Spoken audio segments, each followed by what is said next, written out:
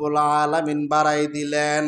যার কোরআনে কারিমের যেই মাসে নাজিল হয়েছে, এই মাসে কোরআন নাজিল হওয়ার কারণে যদি রমজান মাসের দাম বাড়ে, যার দেহের মধ্যে 30 পারা কোরআনে কারিম আছে, তার দাম বুঝি নাই? জোরে বলেন। যদিও সমাজের মানুষ তাকে রাখাল মনে করে, যদিও সমাজের মানুষ তাকে ছোটখাটো মনে করে, যদিও সমাজের মানুষ তাকে চাকর বলে মনে, কিন্তু খোদার কসম আল্লাহর দরবারে কিন্তু এই মানুষটার দাম কোশ্চিন কালো কম নয়, কোশ্চিন কালো কম নয়। জোরে বলেন ঠিক কিনা? জোরে বলেন তো। হায়াতের মালিক কে? মৌতের মালিক কে? ইজ্জতের মালিক কে? সম্মানের মালিক কে? ইজ্জতের মালিক হলেন আমার আল্লাহ, সম্মানের মালিক হলেন আমার আল্লাহ, রিজিকের মালিক হলেন আমার আল্লাহ, হায়াতের মালিক হলেন আমার আল্লাহ, মৌতের মালিক হলেন আমার আল্লাহ।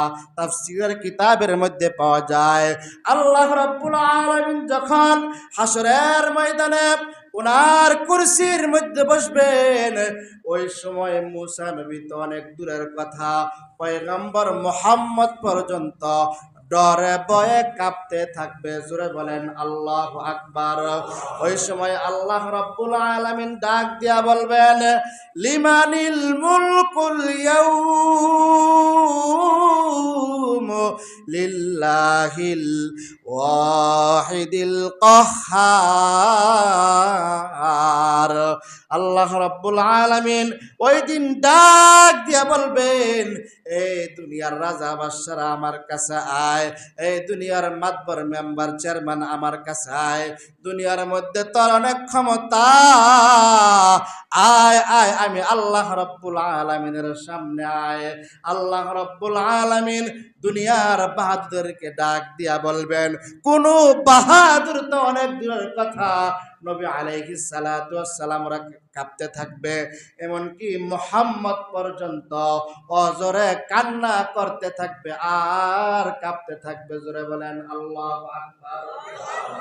মুহাম্মদ নবী আমাদের জন্য সুপারিশ করবে, তবে আল্লাহ রাব্বুল আলামিনের অনুমতি অপেক্ষায়। কিন্তু আল্লাহ রাব্বুল আলামিনের অনুমতি ব্যতীত, আল্লাহ রাব্বুল আলামিনের অনুমতি ছাড়া একটা বস্তু আল্লাহ তাআলার সাথে আমাদের পক্ষে তর্ক বিতর্ক করবে। জোরে বলেন সুবহানাল্লাহ। আল্লাহর হাবিব হাদিসের মধ্যে জানায় দেয়,